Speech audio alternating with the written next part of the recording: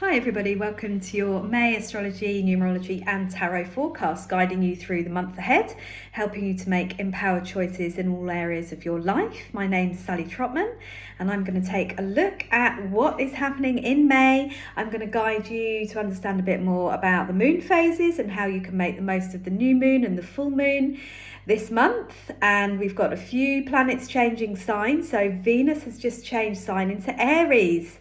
Now this is a really positive movement, I feel, because we've had Venus retrograde for quite a few weeks. We're still in the shadow period, but Venus is now moving forward and it's moving in the sign of Aries. So have you felt that shift today? Venus Aries is fiery, it's innovative, it's motivated. This is going to give you some get up and go in your working life and in your love life.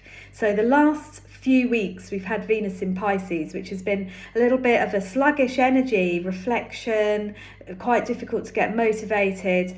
Now we've got Aries coming in and helping you to be bold and brave and confident in your working life and in your love life. So this is great. This is for the whole of May. We've got Venus in Aries. We've got Mercury in Aries right now until the 11th of May. So this is helping you to be assertive in your communications, to state what it is that you need, to put yourself first, and to be honest and truthful and direct in all your communications. So Mercury will move into Taurus on the 11th of May. Now Mercury Taurus is a little bit more reserved. So when Mercury's in Taurus, we are thinking more before we speak. So while you might find that things have just been coming out left, right and centre in the first 2 weeks of May, that will change as we move into Mercury Taurus. This is about getting organised in your thinking and organised in your life, because the sun is in Taurus until the 21st of May. So then the sun moves into Gemini.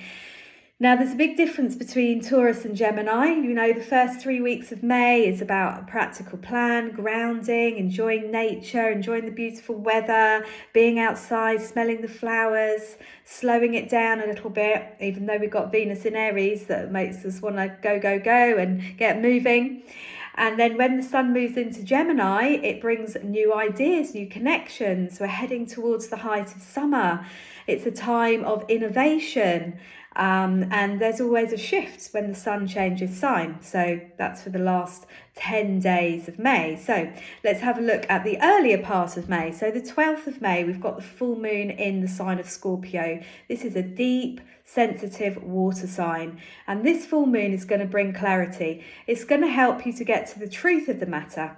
There's been a lot of confusion for us over the last few months with the retrogrades. You know, when the planets are retrograde, we are struggling to be clear about things. So this is a really interesting one when we've got this energy change and shift.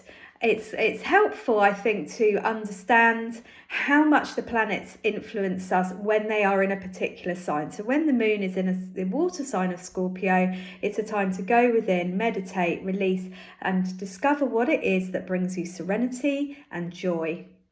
So yeah, Scorpio, getting to the truth of the matter. There can be a sting with Scorpio. There can be a challenge or two around that full moon in Scorpio. There might be something you need to let go of. And if you're not doing that, Scorpio will take it away and out of your life without you having to do it. So see what happens around that full moon.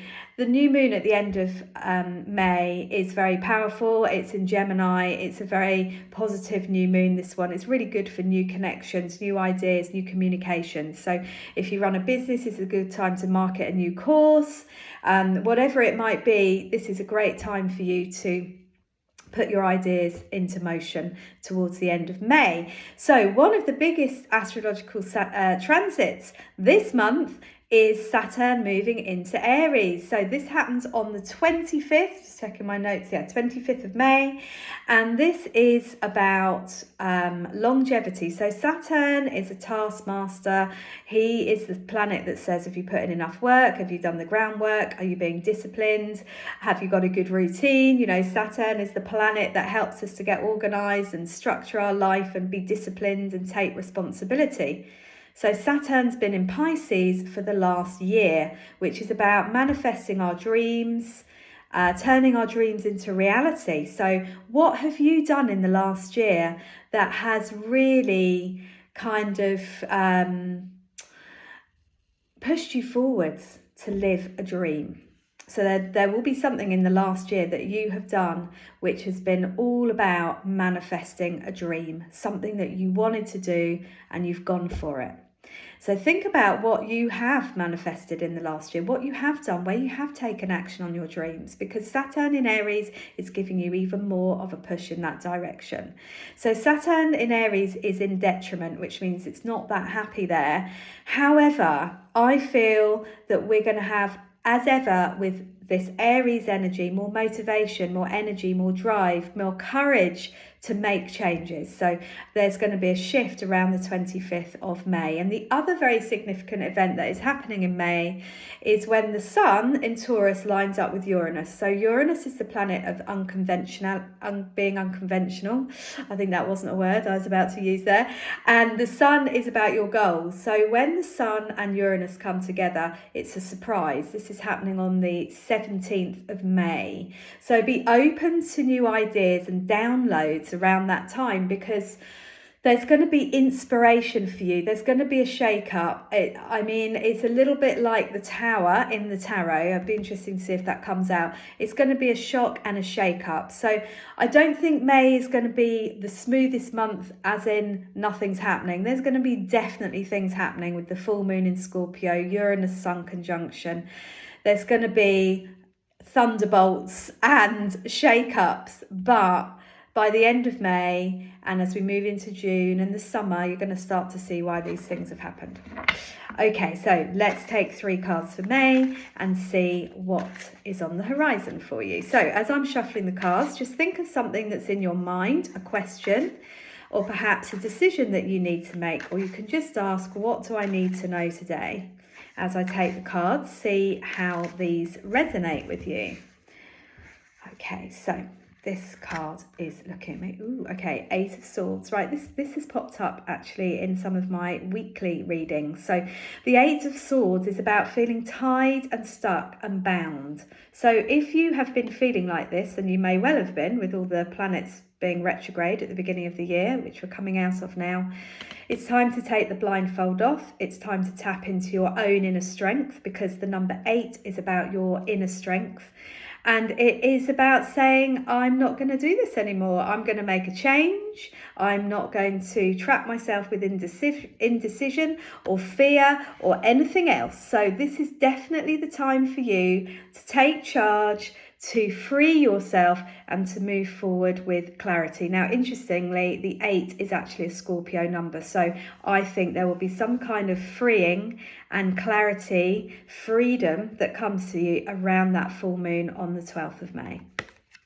Okay, so that's the first card. This one is also looking at me. Wow, 9 of Swords. Okay, little bit of a tricky one, this one. This is all about worries, fears and anxiety. So, you know, we're going to be feeling this Scorpio full moon quite soon as we come into May. And Scorpio can sabotage itself, can sting itself. So you've got to be careful that you're not choosing thoughts that are fearful and negative. You need to choose thoughts that are positive and focused and centered in gratitude, because these 2 cards are about your thoughts, your thinking. So choose good thoughts and good things will happen. Okay, let's take one more. Wow. Okay, well, that's definitely right then, because the 9 of Cups is a wish card. So it looks like there could be a few little challenge areas in May, but whatever it is that happens, keep the faith, see the silver lining, get into the solution, not the problem, and really give as much gratitude as you can as you go through the month for all the things that you are being presented with, because you have got the opportunity this month to fulfill a wish, and this is a really, really positive card. So do write or comment below anything that you resonated with, and I love to hear how you relate to the cards and what happens as the month's going on. Thank you for watching. I'll be back again next Monday with your weekly forecast.